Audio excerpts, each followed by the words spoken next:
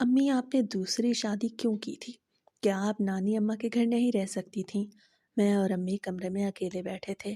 میرا ستیلا باپ اس وقت گھر پہ موجود نہیں تھا۔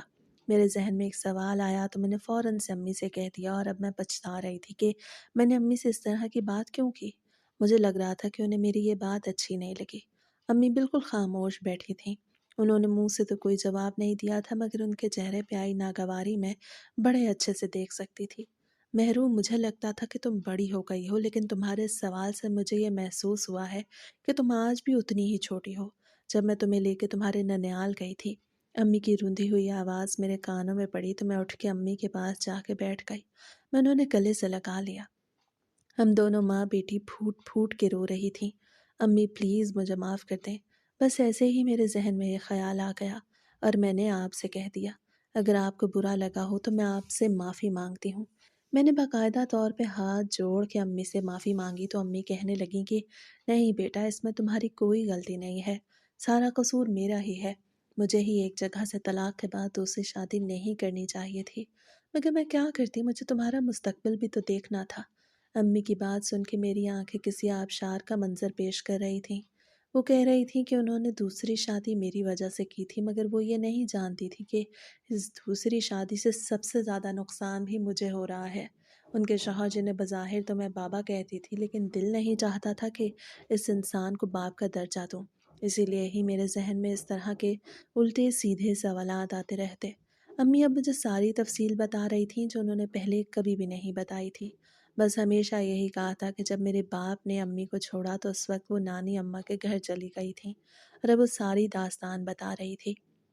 اور وہ سب سن کے میں یہ سوچنے پہ مجبور ہو گئی کہ کیا واقعی میں ماں اتنی مضبوط ہوتی ہے؟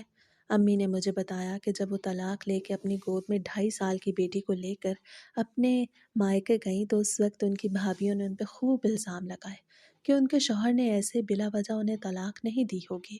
ضرور امی نے ہی کچھ کہا ہوگا، حالانکہ انہوں نے کچھ نہیں کیا تھا۔ میرے ابا کو کوئی دوسری عورت پسند آ گئی تھی، اس لیے انہوں نے امی کو طلاق دے کے فارغ کر دیا تھا، اور یہی امی کا سب سے بڑا قصور بن گیا تھا۔ نانا ابو تو زندہ نہیں تھے، اس لیے ماموں لوگوں کی زبان بند کرنے والا کوئی نہیں تھا۔ نانی اماں تو تھی، مگر وہ خود زندگی اور موت کی جنگ لڑ رہی تھیں۔ انہیں لاسٹ سٹیج کا کینسر تھا اور ان کی زندگی صرف چند سانسوں کی محتاج تھی۔ اب عدت کے بعد جب امی کے لیے یہ رشتہ آیا تو نانی اماں نے بنا کچھ سوچے سمجھے ہی ہاں کہہ دی، کیونکہ وہ اپنی زندگی میں امی کو کسی مضبوط سہارے کے حوالے کرنا چاہتی تھیں۔ اور 5 ماہ میں امی ماموں اور ممانیوں کا رویہ بھی دیکھ چکی تھیں۔ وہ ان سے سیدھے منہ بات نہیں کرتے تھے اور نہ ہی ان کی ضروریات پوری کرتے تھے۔ حالانکہ نانا ابو کی پینشن بھی آتی تھی، مگر وہ سب کے سب ماموں آپس میں بانٹ لیتے اور 2-4 ہزار امی اور نانی کے حوالے کر دیتے، جس سے ان کا گزارا بڑی مشکل سے چلتا تھا۔ میری ماں نے اتنی تکلیف دیکھی تھی اور میں جانتی ہی نہیں تھی، لیکن میں کیا کرتی؟ اس فیصلے سے مجھے میری عزت کا خطرہ لاحق ہو گیا تھا، اور یہ بات میں نے امی سے کبھی بھی نہیں کی تھی۔ میں نے سوچ لیا تھا کہ میں آگے چل کے بھی ان سے یہ بات نہیں کروں گی۔ اب جب کہ میری عمر 18 سال ہو گئی تھی اور امی نے بھی اپنے اس نئے شوہر کے ساتھ زندگی کے 5.5 سال گزار لیے تھے، تو میں انہیں کیا ہی کہتی اور وہ خود بھی کیا ہی کر سکتی تھیں۔ اگر میں ان سے کہتی کہ ان کا یہ شوہر بھی ٹھیک نہیں ہے تو وہ اور زیادہ ٹوٹ جاتی۔ اب تو وہ تیسری شادی کے بھی لائق نہیں رہی تھی، کیونکہ ان کی عمر گزر چکی تھی۔ مہرو بیٹا، تم سے ایک بات پوچھوں؟ امی نے کہا تو میں نے آنسو صاف کرتے ہوئے اسبات میں سر ہلا دیا۔ بیٹا، آخر تمہارے ساتھ ایسا کیا مسئلہ ہے جو تمہیں اس طرح کا خیال آیا ہے؟ کیا تمہیں یہاں پہ کسی چیز کی کمی ہے تو مجھے بتاؤ، میں تمہیں ہر چیز لا دوں گی۔ میں تمہاری ماں ہوں، میں تمہیں تکلیف میں بالکل بھی نہیں دیکھ سکتی، اور تم بلا جھجک کوئی بھی بات کر سکتی ہو۔ امی نے میرا چہرہ پڑھ لیا اور وہ مجھ سے پوچھ رہی تھیں کہ مجھے کیا پریشانی ہے۔ نہیں امی، میرے ساتھ کوئی مسئلہ نہیں ہے، بس میرے ذہن میں یہ خیال آیا تو میں نے آپ سے پوچھ لیا۔ مجھے یہاں پہ کسی چیز کی کوئی کمی نہیں، آپ بالکل بھی پریشان نہ ہوں۔ آپ یہیں پہ بیٹھے، میں آپ کے لیے چائے بنا کے لاتی ہوں۔ تھوڑی دیر پہلے امی سر درد کی شکایت کر رہی تھیں، لیکن پھر کہا کہ خود بخود ہی ٹھیک ہو جائے گا۔ اب میں نے سوچا کہ ان کے لیے چائے بنا دیتی ہوں۔ میں کچن میں آ گئی تھی۔ میں نے سوچا کہ اپنے لیے بھی ساتھ میں ہی چائے بنا لیتی ہوں۔ آج اتوار کا دن تھا، اسی لیے امی اسکول نہیں گئی تھیں، اور امی مجھ سے کہتی تھیں کہ بیٹا، اگر دوسری شادی سے پہلے میری نوکری لگ جاتی تو شاید میں دوسری شادی نہ کرتی۔ مجھے تو پیسوں کی ضرورت تھی اور کسی مضبوط سہارے کے لیے ہی میں نے دوسری شادی کی تھی، جو میری ساری ضروریات پوری کر سکے اور تمہارا بھی خرچہ اٹھا سکے۔ دوسری شادی کے کچھ ہی ماہ بعد امی نے جاب کے لیے اپلائی کیا تو ان کی جاب لگ گئی، اور وہ بھی سرکاری۔ امی کی اچھی خاصی تنخواہ تھی، مجھے یہاں پہ کسی چیز کی کمی نہیں تھی۔ میری ماں بھی میرے پاس تھی، لیکن میں انہیں کیسے بتاتی کہ میری عزت غیر محفوظ ہے۔ پہلے میں چھوٹی تھی، مجھے اس چیز کی زیادہ سمجھ نہیں لگتی تھی، لیکن جیسے جیسے میری عمر بڑھ رہی تھی تو اب مجھے ہر چیز سمجھ میں آتی تھی، اور میں سمجھ گئی تھی کہ امی کے شوہر کی مجھ پہ غلط نگاہ ہے۔ چائے بنانے کے بعد میں کمرے میں پہنچ گئی۔ امی ٹی وی آن کیے بیٹھی تھیں۔ اب ان کی آنکھوں میں آنسو نہیں تھے، ان کے چہرے پہ بھی کوئی پریشانی نہیں تھی۔ ہم دونوں ماں بیٹی نے ایک دوسرے کے گلے لگ کے رو لیا تھا، اور اب دل بھی ہلکا ہو گیا تھا۔ اسی وقت ہی میرا موڈ خراب ہو گیا جب موٹر سائیکل کی آواز آئی۔ اس کا یہی مطلب تھا کہ بابا گھر آ چکے ہیں۔ میں جانتی تھی کہ وہ سب سے پہلے مجھ سے چائے ہی مانگیں گے، اس لیے میں نے اپنا چائے کا کپ انچھوا رکھ دیا۔ وہ آئے تو اسی کپ کو اٹھا کے پینے لگے اور کہنے لگے، واہ مہرو، آج تو تم نے بڑی اچھی چائے بنائی ہے۔ وہ کبھی بھی مجھے بیٹی نہیں کہتے تھے، ہمیشہ میرے نام سے پکارتے، اور یہ چیز بھی مجھے بڑی ہی عجیب لگتی تھی۔ مگر یہ چیز امی نے نوٹس نہیں کی تھی، اور وہ نوٹس کرتی بھی کیسے؟ ان کے ذہن میں ایسی غلاظت نہیں تھی جو ان کے شوہر کے ذہن میں بھری ہوئی تھی، جو میں بڑے اچھے سے دیکھ سکتی تھی۔ میں امی کے ساتھ والے صوفے پہ جا کے بیٹھ گئی۔ وہ دوسرے صوفے پہ بیٹھے تھے۔ ان کی نگاہ میں مجھے عجیب سی تپش محسوس ہو رہی تھی۔ ایسا لگ رہا تھا کہ وہ مجھے گھورے جا رہے ہیں۔ اس وقت مجھے اتنی الجھن ہوئی کہ میں وہاں سے اٹھ کے جانے لگی تو انہوں نے مجھے روک لیا۔ مہرو، تم کہاں چلی؟ میں پیزا لایا تھا، وہ میں نے کچن میں رکھ دیا ہے، وہ گرم کر کے لے آؤ۔ ان کی بات سن کے میں باہر آ گئی اور موٹر سائیکل سے پیزا کا شاپر اتار کے کچن کی طرف چل دی۔ پیزا گرم کرنے کے بعد میں نے پیزا ان کے حوالے کیا اور پھر سے اپنے کمرے کی طرف جانے لگی، تو اس بار امی نے مجھے آواز دے کے روک لیا کہ بیٹا، تم نے پیزا نہیں کھانا کیا؟ تو میں نے کہہ دیا کہ نہیں، میرا کچھ کھانے کو دل نہیں کر رہا۔ حالانکہ مجھے بھوک بھی لگ رہی تھی اور چائے بھی میں نے نہیں پی تھی، لیکن پھر بھی میں نے جھوٹ بول دیا تھا کیونکہ میں ان کے ساتھ بیٹھنا نہیں چاہتی تھی۔ ان کی نظروں سے مجھے عجیب لگ رہا تھا، اور ان کی نظریں میرے سارے وجود پہ گھومتی رہتی تھیں، جو مجھے بالکل بھی پسند نہیں تھا۔ امی کو منع کرنے کے بعد میں اپنے کمرے میں آ گئی اور دروازہ بھی بند کر لیا۔ میں ہمیشہ ایسا ہی کرتی تھی۔ مجھے ڈر لگتا تھا کہ اگر کبھی میں نے دروازہ کھلا چھوڑ دیا تو کچھ ہو جائے گا۔ میں اپنے کمرے میں ٹہل رہی تھی، سوچ رہی تھی کہ کیا مجھے امی سے اس بارے میں بات کرنی بھی چاہیے یا نہیں۔ ایک طرف میں سوچ رہی تھی کہ مجھے بات کرنی چاہیے، اور دوسری طرف میرے ذہن میں یہ خیالات آ رہے تھے کہ میں امی سے کیا کہوں گی اور وہ مجھے کیا سمجھیں گی۔ وہ تو یہی کہیں گی کہ میں ہی غلط سوچ رہی ہوں، کیونکہ انہوں نے کبھی بھی امی کے سامنے ایسی کوئی حرکت نہیں کی تھی۔ بس آنکھوں ہی آنکھوں میں مجھے گھورتے رہتے تھے، کبھی کوئی اشارہ بھی نہیں کیا تھا۔ اسی لیے مجھے بھی کبھی کبھی اس بات کی ٹینشن لگ جاتی تھی کہ کہیں میں ہی تو زیادہ نہیں سوچ رہی، لیکن میں زیادہ نہیں سوچ رہی تھی، یہ سچ مچ میں تھا۔ اور اس بات کا اندازہ مجھے اگلے ہی دن ہو گیا۔ صبح صبح کا وقت تھا، مجھے تو آج کل کالج سے چھٹیاں تھیں۔ کچھ عرصے بعد ہمارے پیپرز شروع ہونے والے تھے، اس لیے میں گھر پہ بیٹھ کے تیاری کر رہی تھی۔ امی صبح سویرے ہی اسکول کے لیے چلی گئی تھی۔ ان کی وین آ گئی تھی اور وہ ناشتہ بھی نہیں کر پائی تھی۔ انہوں نے کہا تھا کہ میں بابا کو ناشتہ بنا کے دے دوں، مگر ابھی تک وہ اٹھے نہیں تھے، اس لیے میں اپنے کمرے میں بیٹھی پڑھ رہی تھی۔ اچانک سے کمرے کے دروازے پہ دستک ہوئی تو میں نے جلدی سے دوپٹہ اٹھا کے سر پہ ڈال لیا اور پھر دروازہ کھولنے کے لیے پہنچ گئی۔ وہ بابا ہی تھے جو کہہ رہے تھے کہ مہرو، میرا ناشتہ لا دو، پھر مجھے کسی کام پہ جانا ہے۔ وہ کوئی کام نہیں کرتے تھے، امی کو پیسوں سے ہی ہمارا خرچہ چل رہا تھا۔ بس ان کا کام یہی ہوتا تھا کہ امی سے ہر مہینے پیسے لے کے اپنی جیب میں رکھ لیتے اور پھر دوستوں کے ساتھ آوارہ گردیاں کرتے رہتے۔ میں نے ان سے کہا، اب چل کے بیٹھے، میں بس تھوڑی دیر میں آپ کا ناشتہ لے کے آ رہی ہوں۔ میرے کہنے پہ آگے سے نہیں ہٹے تھے، بلکہ مجھے مسکرا کے گھورے جا رہے تھے۔ ان کا یہ انداز مجھے بڑا ہی عجیب لگ رہا تھا، مگر میں کچھ بھی نہیں کر پائی۔ میں بھی تب تک آگے نہ بڑھی جب تک وہ بالکل راستے سے نہ ہٹ گئے۔ وہ راستے سے ہٹ کے اب ڈرائنگ روم کے صوفے پہ جا بیٹھے تھے، اور میں کچن میں کھڑی ان کے لیے ناشتہ بنا رہی تھی۔ ابھی میں ناشتہ بنا ہی رہی تھی کہ وہ بھی کچن کے اندر آ گئے۔ ان کی نظریں اب بھی مجھے الجھن میں مبتلا کر رہی تھیں۔ بابا، آپ یہاں پہ کیوں آ گئے؟ میں بس ابھی آپ کا ناشتہ لا رہی تھی، میں نے کہا تو وہ کہنے لگے کہ میں نے سوچا تمہاری مدد کروا دیتا ہوں۔ آخر تم اکیلے اتنے زیادہ کام کیسے کرو گی؟ تم تو ایک نازک کلی ہو، یہ تو تمہاری ماں ہی پاگل ہے جو تم سے اتنے کام کرواتی ہے۔ انہوں نے اس انداز سے کہا کہ میں اندر تک ڈر گئی۔ ان کا انداز ہی کچھ ایسا تھا کہ ان کی زبان سے مجھے غلاظت محسوس ہوتی تھی۔ نہیں بابا، ایسی کوئی بات نہیں، بس آپ مجھے تھوڑا سا وقت دیں، میں ابھی آپ کا ناشتہ بنا دیتی ہوں۔ یہ کہہ کے میں چائے بنانے لگی۔ وہ بھی وہیں پہ موجود تھے۔ میں نے پیچھے نہیں دیکھا تھا۔ میں نے رخ موڑ لیا۔ میں چولہے پہ چائے بنا رہی تھی اور وہ چائے نہ جانے پیچھے کھڑے کیا کر رہے تھے۔ میں نے چادر کو اپنے گرد اچھے سے لپیٹ لیا تھا۔ ایسا لگ رہا تھا کہ ان کی نظریں میرے ہی جسم پہ ادھر سے ادھر گھوم پھر رہی ہوں گی۔ اور پھر جلدی جلدی ناشتہ تیار کرنے کے بعد میں نے ٹرے ان کے حوالے کیا اور کچن سے بھاگ گئی۔ جب میں کچن سے نکلی تھی تو ان کے چہرے پہ مجھے ایک عجیب سی مسکراہٹ دکھائی دی، جس کا یہی مطلب تھا کہ جیسے وہ مجھ پہ ظاہر کر رہے ہوں کہ میں جانتا ہوں تم سب کچھ جان گئی ہو۔ ان کی نظروں سے مجھے یہی محسوس ہوا تھا کہ وہ مجھے یہی باور کرانا چاہتے ہیں کہ جو تم سمجھ رہی ہو وہی سچ ہے۔ میں اپنے کمرے میں آ گئی تھی۔ میں نے سوچا کہ جب وہ ناشتہ کر کے چلے جائیں گے اس کے بعد ہی میں اپنا ناشتہ بنانے کے لیے جاؤں گی۔ ان کی موجودگی میں مجھ سے کوئی کام نہیں ہو رہا تھا۔ آدھے گھنٹے بعد جب میں باہر آئی تو وہ ناشتہ کر کے جا چکے تھے۔ میں نے گیٹ کا دروازہ بند کیا اور کچن میں آ گئی۔ اب مجھے سکون ہی سکون تھا۔ وہ چلے گئے تھے اور اس کے علاوہ میرے لیے اور کیا ہی خوشی تھی۔ میں نے اپنے لیے ناشتہ بنایا اور ناشتہ اٹھا کے ڈرائنگ روم میں پہنچ گئی۔ میں ٹی وی دیکھنے کے ساتھ ساتھ ناشتہ بھی کر رہی تھی۔ میں نہیں جانتی تھی کہ وہ جلد ہی واپس آ جائیں گے۔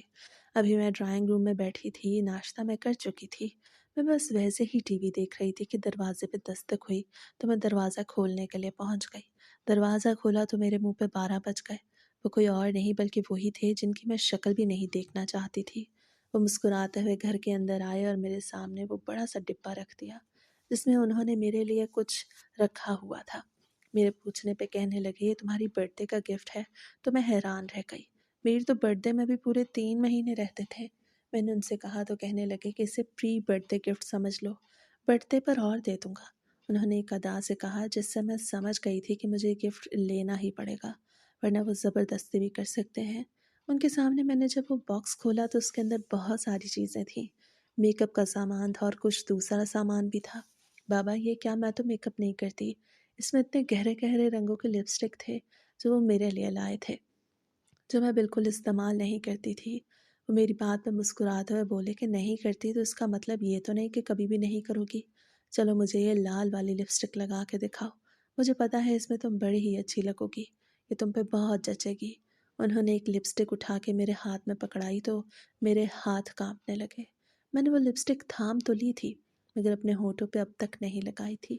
بیٹھی کیوں ہو، لگا کے دکھاؤ، وہ دوبارہ سے کہہ رہے تھے۔ اس بار ان کے لہجے میں مجھے ذرا سی سختی محسوس ہوئی۔ بابا میں اپنے کمرے سے لگا کے آتی ہوں، یہاں پر تو شیشہ نہیں ہے۔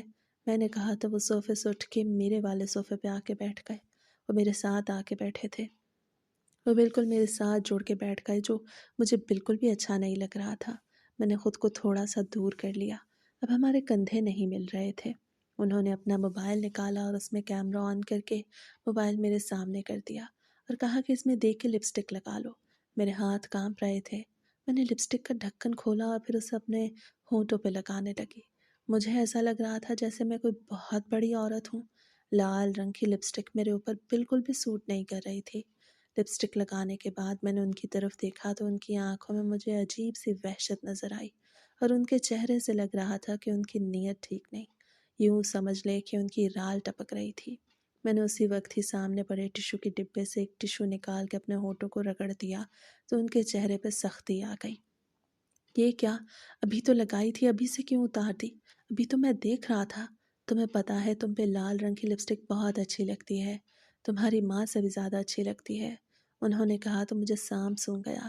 پہلے میری سانس مشکل سے چل رہی تھی لیکن اب ایسا لگ رہا تھا کہ میں سانس نہیں لے پا رہی۔ میں وہاں سے اٹھ کے جانے لگی تو انہوں نے میرا ہاتھ پکڑ کے مجھے صوفے پہ بٹھا دیا اور کہنے لگے کہ یہ سارا سامان میں تمہارے لیے لایا ہوں، آئندہ تم نے لپسٹک لگا کے رکھنی ہے اور اچھے سے تیار رہا کرو، اس طرح تم بڑی اچھی لگتی ہو۔ تمہاری ماں کو تو پہننے اوڑھنے کا ڈھنگ ہی نہیں، تم یہ سارے کپڑے سلوا لینا اور پھر ایک ایک کر کے پہننا، مجھے بڑا اچھا لگے گا اگر تم پہنو گی تو۔ ان کی بات سن کے میں نے چپ چاپ اس بات میں سر ہلا دیا۔ میں اس وقت کچھ بھی نہیں کر پائی تھی، میں بس وہاں سے بھاگنا چاہتی تھی اور پھر میں اپنا ہاتھ چھڑوا کے وہاں سے بھاگ گئی۔ ان کے کہے مجھے کمرے تک سنائی دیے۔ انہوں نے ایسی حرکت کی جسے نہ میں کسی کو بتا سکتی تھی اور نہ ہی چھپا سکتی تھی۔ میں نے کمرے کا دروازہ بند کر لیا اور زمین پہ بیٹھ کے گھٹنوں میں سر دیے پھوٹ پھوٹ کے رونے لگی۔ اللہ جی، میرا کیا قصور تھا کہ مجھے اس انسان جیسا باپ ملا ہے؟ میں ہر وقت ہی اپنے سگے باپ کو کوستی رہتی۔ اگر وہ امی کو طلاق نہ دیتے تو آج میں ایسی زندگی نہ گزار رہی ہوتی۔ اس زندگی سے تو بہتر تھا کہ میں اپنی جان لے لوں، اور پھر وہیں پہ بیٹھے بیٹھے دوپہر بھی ہو گئی۔ امی آ گئی تھیں، وہ مجھے آواز لگا رہی تھیں۔ وہ دونوں ڈرائنگ روم میں بیٹھے تھے، میں باہر نہیں نکلی تھی۔ میں نے اندر سے ہی کہہ دیا تھا کہ میں پڑھ رہی ہوں، حالانکہ میں پڑھ نہیں رہی تھی، میری حالت خراب ہو رہی تھی۔ میں بستر میں دبکی پڑی تھی، سارا جسم گرم ہو رہا تھا۔ میں نے دروازہ نہیں کھولا تھا اور پھر امی کی آوازیں آنا بھی بند ہو گئیں۔ پھر شام تک میں اندر ہی پڑی رہی، مگر شام کو مجھے باہر نکلنا ہی پڑا۔ مجھے بہت زیادہ بھوک لگ رہی تھی اور میں نے سوچا کہ امی سے کوئی بخار کی ٹیبلٹ لے کے کھا لیتی ہوں۔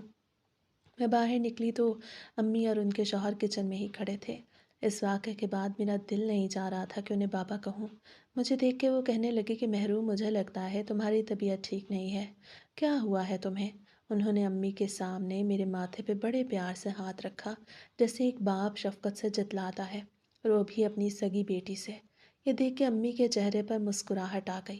وہ دل سے خوش ہو رہی تھیں کہ ان کا شوہر ان کی بیٹی کی کتنی فکر کرتا ہے، لیکن یہ تو مجھے پتا تھا کہ انہوں نے کس انداز سے میرا ماتھا چھوا تھا۔ میں ایک لڑکی تھی اور میں سب سمجھ سکتی تھی کہ سامنے والا کس انداز سے مجھے ہاتھ لگا رہا ہے۔ میں اسی وقت ہی پیچھے ہو گئی۔ نہیں، مجھے تو کچھ نہیں ہوا، میں تو کھانا کھانے کے لیے آئی ہوں، میں نے کامتی آواز کے ساتھ کہا تو امی نے بھی کہہ دیا کہ مہرو، مجھے لگ رہا ہے تمہاری طبیعت ٹھیک نہیں ہے، تم ایسا کرو کہ کھانا کھا لو، اس کے بعد تم بابا کے ساتھ ڈاکٹر کے پاس چلی جانا۔ جیسے ہی امی نے یہ کہا تو میرے رونگٹے کھڑے ہو گئے۔ نہیں امی، میں نے آپ سے کہا تھا نا کہ مجھے بخار نہیں، بس آپ مجھے کھانا دے دیں، اس کے بعد میں ٹیبلٹ لے کے سو جاؤں گی تو خود بخود ہی ٹھیک ہو جاؤں گی۔ میں تھوڑا غصے میں کہا تو امی نے آگے بڑھ کے میرا کندھا تھپ تھپانا شروع کر دیا۔ کیا ہوا بیٹا، کیا کوئی مسئلہ ہے؟ امی نے یہ کہہ کے بابا کی طرف بھی دیکھا، جیسے ان سے بھی کہہ رہی ہوں کہ اس سے پوچھیں۔ وہ بھی اب آگے بڑھائے تھے، انہوں نے بھی میرا دوسرا کندھا تھام لیا۔ ان کا لمس محسوس ہوتے ہی مجھے ایک کرنٹ سا لگا اور میں پیچھے ہٹ کے کھڑی ہو گئی اور پھر فوراً وہاں سے چلی گئی۔ جیسے ہی میں کمرے میں پہنچی تو پیچھے امی بھی آ گئیں، وہ میرا کھانا لائی تھیں اور ساتھ میں ٹیبلٹ بھی۔ وہ میرے پیچھے پیچھے ہی آ گئی تھیں، مجھے اپنے ہاتھ سے کھانا کھلانے لگی تھیں۔ میری آنکھوں سے آنسو نہیں رک رہے تھے۔ میں نے ان سے کہا تھا کہ میرے سر میں درد ہو رہا ہے، اسی لیے ہی آنسو نکل رہے ہیں، حالانکہ میرے تو دل میں درد ہو رہا تھا۔ سمجھ نہیں آ رہی تھی میں انہیں کیسے بتاؤں کہ ان کی بیٹی اپنے ہی گھر میں محفوظ نہیں۔ میرا دل خون کے آنسو رو رہا تھا۔ میں ان سے کہنا چاہتی تھی کہ مجھے یہاں سے کہیں دور بھیج دیں، میں یہاں پہ اپنی زندگی نہیں گزار سکتی، لیکن میرے الفاظ میرا ساتھ نہیں دے رہے تھے۔ ایک لفظ بھی حلق سے نہیں نکلا تھا جس سے وہ سمجھ پاتی کہ آخر میرے ساتھ مسئلہ کیا ہے۔ مجھے دوائی وغیرہ دینے کے بعد وہ کمرے سے باہر چلی گئی تھیں اور میں نے پھوٹ پھوٹ کے رونا شروع کر دیا تھا۔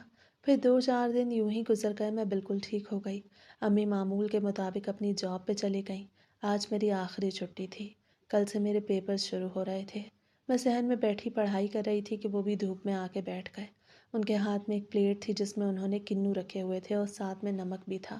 مجھ سے کہنے لگے تم اتنا زیادہ پڑھ پڑھ کے تھک گئی ہوگی، یہ کھا لو، مجھے تو تمہارا بڑا خیال ہے، ایک تمہاری ماں ہے جو تمہارا خیال نہیں کرتی۔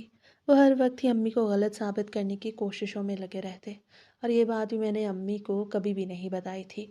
میں ہر لحاظ سے انہیں ذہنی پریشانی سے دور رکھنا چاہتی تھی، جس کی وجہ سے اب میں خود ذہنی ٹینشن کا شکار ہوتی جا رہی تھی۔ وہ میرے ساتھ چارپائی پہ بیٹھ گئے تھے، میں نے فوراً سے اپنی کتابیں سمیٹ لیں۔ میں وہاں سے جانے لگی تو انہوں نے کہا کہ کیا ہوا ہے؟ مجھے لگ رہا ہے کہ میں جہاں پہ بھی آتا ہوں تم وہاں سے چلی جاتی ہو، کیا تم مجھے اپنا باپ نہیں سمجھتی؟ ان کے الفاظ میرے چہرے پہ تھپڑ کی طرح لگے۔ میں ان سے کہنا چاہتی تھی کہ آپ باپ کہلانے کے لائق نہیں، لیکن اس بار بھی میری آواز نے میرا ساتھ نہیں دیا تھا۔ نہیں بابا، ایسی بات نہیں، دراصل دھوپ بہت تیز ہو گئی ہے۔ میں نے سوچا کہ میں اندر چلی جاؤں، مگر پھر بھی انہوں نے مجھے روک لیا اور کہا کہ میرے ساتھ بیٹھ کے مالٹے کھا لو، اس کے بعد چلی جانا۔ تو مجھے زبردستی بیٹھنا ہی پڑا۔ میں ان پہ یہ ظاہر نہیں کرنا چاہتی تھی کہ مجھے سب معلوم ہے، کیونکہ مجھے ایسا لگتا تھا کہ میں نے انہیں بتا دیا تو وہ اور بھی زیادہ شیر بن جائیں گے، اور میں نہیں چاہتی تھی کہ وہ اپنی حدود پار کریں۔ ابھی تو اپنی حدود میں ہی تھے، اسی لیے میری عزت محفوظ تھی۔ اگر وہ وہاں سے آگے بڑھتے تو پھر تو میرا کوئی حال ہی نہیں ہونا تھا۔ میں نے ان کے ساتھ بیٹھ کے مالٹے کھائے۔ انہوں نے کوئی ایسی ویسی حرکت نہیں کی تھی اور نہ ہی کوئی غلط بات کی تھی۔ اسے ایک لمحے نے مجھے یہ سوچنے پہ مجبور کر دیا کہ کیا واقعی میں غلط سوچتی رہتی ہوں، مگر پھر میں نے سوچا کہ نہیں، میں اتنی بھی بے وقوف نہیں ہوں کہ ایک مرد کی نگاہ نہ پہچان سکوں۔ مہرو، ویسے تم سے ایک بات پوچھوں؟ انہوں نے کہا تو میں نے ہمیشہ کی طرح ہاں میں سر ہلا دیا۔ تم نے دوبارہ وہ لپسٹک کیوں نہیں لگائی؟ اور وہ کپڑے بھی تم نے نہیں پہنے، کیا وہ تمہیں اچھے نہیں لگے؟ اگر اچھے نہیں لگے تو تم میرے ساتھ چل کے اور لے لینا۔ وہ اب اپنے دیے ہوئے تحفظ کے بارے میں پوچھ رہے تھے۔ نہیں بابا، وہ ساری چیزیں بہت اچھی تھیں، لیکن میں وہ کپڑے گھر میں تو نہیں پہن سکتی، وہ تو میں باہر کہیں پہنوں گی۔ اور دوسری رہی لپسٹک والی بات، تو آپ کو تو پتا ہے کہ میں لپسٹک نہیں لگاتی۔ میں نے چہرے پر مصنوعی مسکراہٹ سجا کے کہا تھا۔ میری بات سن کے وہ کہنے لگے، باہر کپڑے پہن کر کس کو دکھاؤ گی؟ جو لایا ہے اسے تو پہن کے دکھا دو۔ ان کی آواز میں نے سن لی تھی مگر انسنی کرتی تھی۔ کیا بابا، آپ کیا کہہ رہے ہیں؟ میں نے کہا تو وہ کہنے لگے کہ کچھ نہیں، بس ایسے ہی دل کی بات زبان پہ آ گئی۔ ان کے اس انداز سے میں پھر سے کانپنے لگی تھی اور پھر میں بہانہ بنا کر اپنی کتابیں اٹھا کے وہاں سے اندر کی طرف بھاگ آئی۔ وقت یوں ہی گزرتا جا رہا تھا۔ ہر روز وہ میرے ساتھ کچھ ایسا کرتے کہ میں اپنی ذہنی ٹینشن کا شکار ہو جاتی۔ کبھی وہ مجھے چھو لیتے تو کبھی پیچھے سے آ کے کندھے پہ ہاتھ رکھ دیتے، تو کبھی اتنی بے حیا باتیں کرتے کہ کوئی شوہر بھی اپنی بیوی سے ایسی باتیں نہ کرے۔ ایک مرتبہ میں ٹی وی دیکھ رہی تھی کہ وہ بھی وہیں پہ آ کے بیٹھ گئے اور پھر ٹی وی ڈرامے پہ ڈسکشن شروع کر دی۔ وہ اتنی بیہودہ ڈسکشن تھی کہ مجھے شرم آ رہی تھی، مگر میں انہیں کوئی شرم نہیں تھی کہ ان کی بیٹی کی عمر کی لڑکی ان کے ساتھ بیٹھی ہے اور وہ ایسی باتیں کر رہے ہیں۔ میں ان کی سگی بیٹی نہیں تھی، اسی لیے ہی انہیں احساس نہیں ہوا تھا۔ امی کی ان سے کوئی بھی اولاد نہیں ہوئی تھی، اگر ان کی اولاد ہوتی تو انہیں احساس ہوتا کہ وہ دوسرے کی بیٹی کے ساتھ کیا کر رہے ہیں۔ وقت یوں ہی گزرتا جا رہا تھا۔ وقت کے ساتھ ساتھ وہ اپنی حدود بھولتے جا رہے تھے۔ میں کمرے میں بیٹھی پڑھ رہی تھی۔ میرے پیپر شروع ہو گئے تھے، 3 پیپرز ہو گئے تھے، باقی 2 رہتے تھے۔ امی ابھی تک جاب سے واپس نہیں آئی تھیں۔ مجھے بھوک بھی لگ رہی تھی مگر میرے پاس کھانا بنانے کا ٹائم بالکل بھی نہیں تھا۔ اگر میں کھانا بنانے کے لیے جاتی تو پھر میرا ٹائم ضائع ہو جاتا، اس لیے میں بھوکے پیٹ ہی پڑھتی جا رہی تھی۔ میں کمرے میں بیٹھی تھی کہ اچانک سے کمرے کا دروازہ بجنے لگا۔ میں نے دروازہ کھولا تو باہر بابا کھڑے تھے جن کے ہاتھ میں بریانی کا ڈبہ تھا۔ میرے کہنے سے پہلے ہی وہ کمرے کے اندر آ گئے اور بولے کہ بوجھو اس میں کیا ہوگا؟ تو میں نے فوراً سے کہہ دیا کہ اس میں بریانی ہے۔ میری بات پہ وہ مسکراتے ہوئے بولے، مہرو تم تو بڑی ذہین ہو۔ انہوں نے میرے گال چھو کے کہا تھا۔ میرا دل چاہ رہا تھا کہ اپنے گال کو اپنے چہرے سے ہٹا دوں جہاں پہ ان کے ہاتھ لگے تھے۔ وہ جگہ ناپاک محسوس ہو رہی تھی اور پھر وہ کہنے لگے کہ مجھے پتا تھا تمہیں بھوک لگی ہوگی، تم کب سے پڑھنے میں لگی ہوئی ہو، اس لیے میں تمہارے لیے بازار سے بریانی لایا ہوں۔ اب بس پڑھائی چھوڑو اور پہلے گرما گرم بریانی کھا لیتے ہیں، ہم دونوں مل کے کھائیں گے۔ تمہاری ماں تو آئی نہیں ہے، وہ ہر وقت امی کے پیسوں کو اڑاتے رہتے تھے اور آج کل وہ ان کے پیسے کو مجھ پہ بھی خرچ کر رہے تھے۔ نہ جانے اس سب کے پیچھے ان کا کیا مقصد تھا۔ میرے کمرے میں موجود تھے، دروازہ وہ بند کر کے آئے تھے۔ کنڈی تو نہیں لگی ہوئی تھی مگر پھر بھی اس بند دروازے سے مجھے خوف محسوس ہو رہا تھا۔ وہ میرے ہی بستر پہ بیٹھے تھے، مجھ سے بریانی کھائی نہیں جا رہی تھی۔ مہرو تم کھا کیوں نہیں رہی؟ کیا تمہیں بریانی اچھی نہیں لگی؟ یہ لو میرے ہاتھ سے کھاؤ۔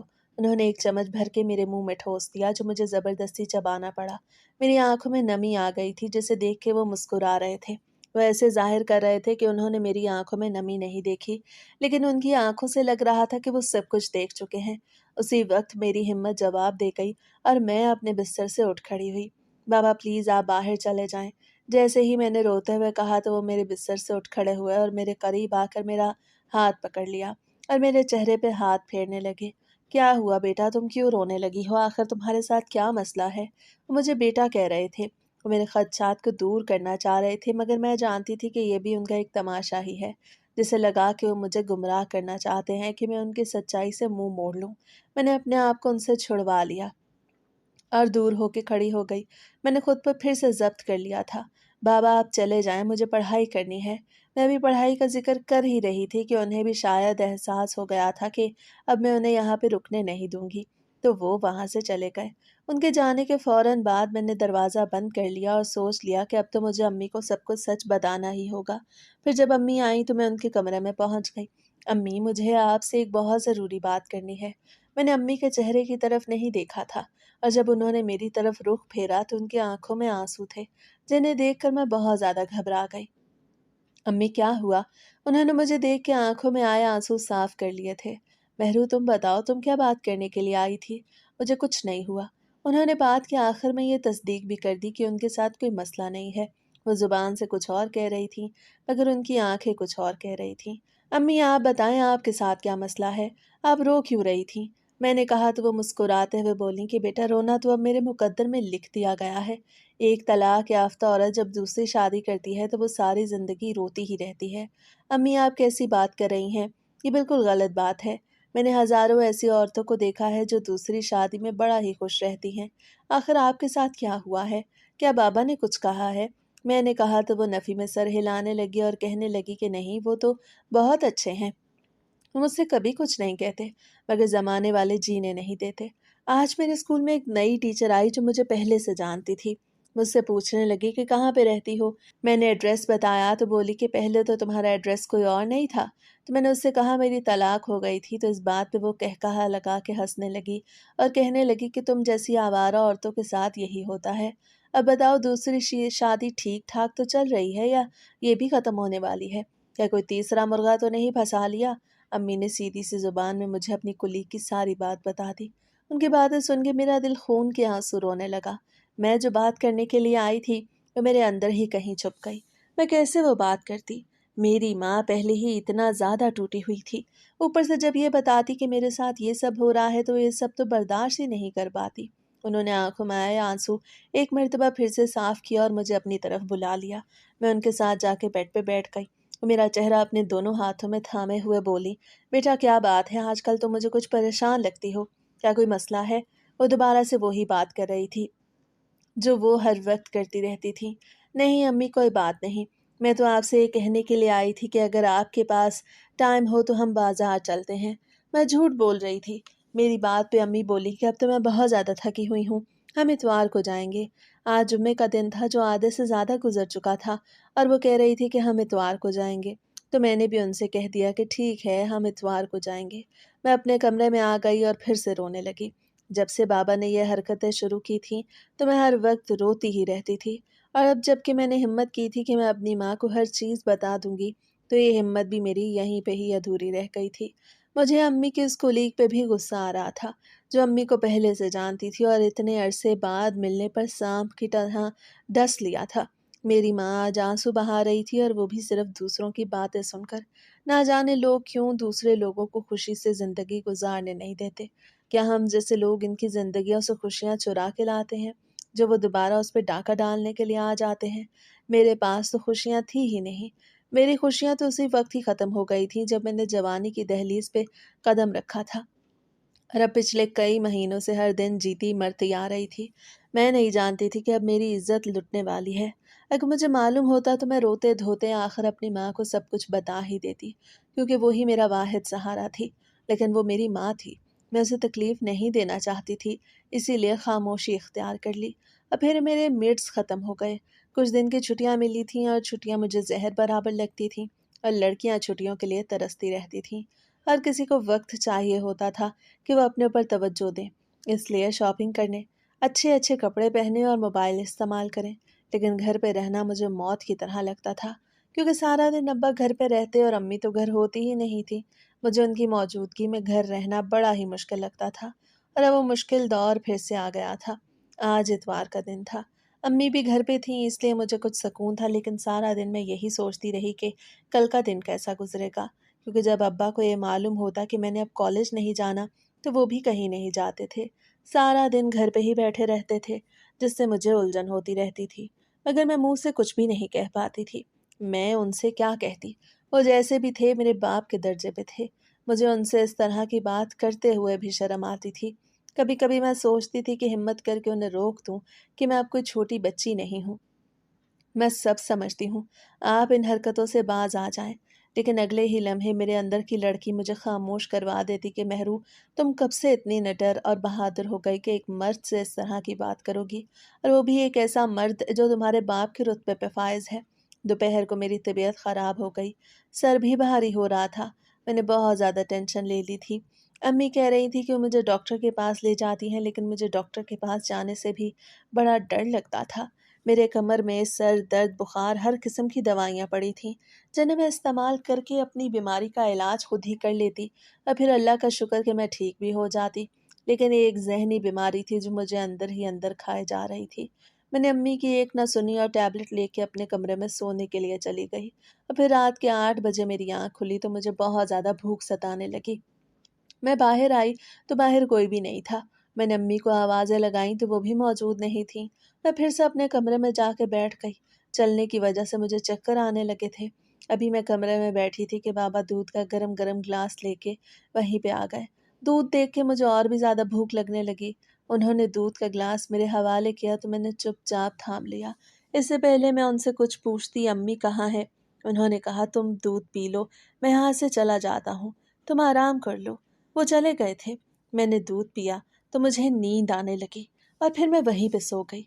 मैं नहीं जानती थी कि मेरे साथ क्या होने वाला है। सुबह मेरी आँख खुली तो मुझे अपने सारे जिस्म में बेतहाशा दर्द महसूस हुआ, और जब मेरी निगाह अपने जिस्म पे गई तो मेरी आंखों से आंसू निकलने लगे।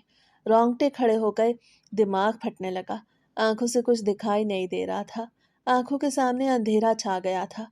मेरा निचला धड़ बेलिबास पड़ा था और मैं उठने के काबिल नहीं थी। ऐसा लग रहा था कि अगर मैं उठने की हिम्मत करूंगी तो गिर जाऊंगी। मुझे बहुत ज़्यादा दर्द महसूस हो रहा था।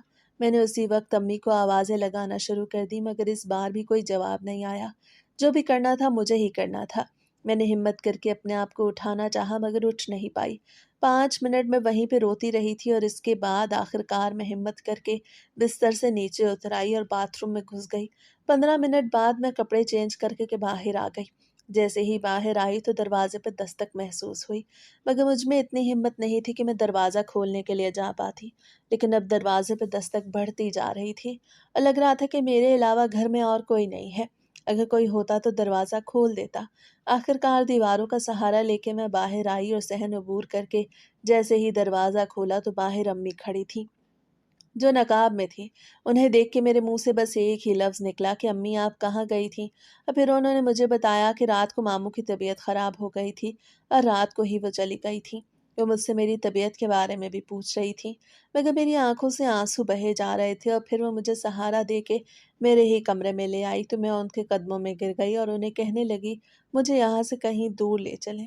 अब मैं अपनी ज़िंदगी यहाँ पे नहीं गुजार सकती।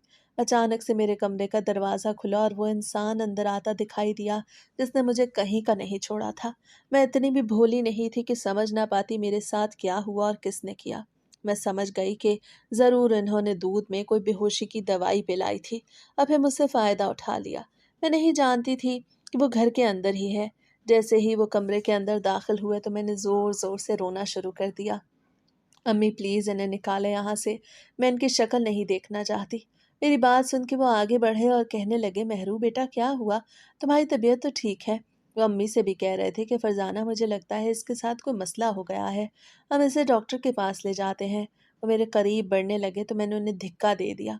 तो अम्मी ने कहा, आप थोड़ी देर के लिए बाहर चले जाएं, बच्चे की तबीयत ठीक नहीं, मैं इससे पूछती हूँ। अम्मी के बार बार इसरार पे मैंने सारी कहानी उनके गोश गुजार कर दी तो वो भी रोने लगी और कहने लगी, बेटी मुझे माफ़ करना, मैं तुम्हारी इज्जत की हिफाजत नहीं कर पाई।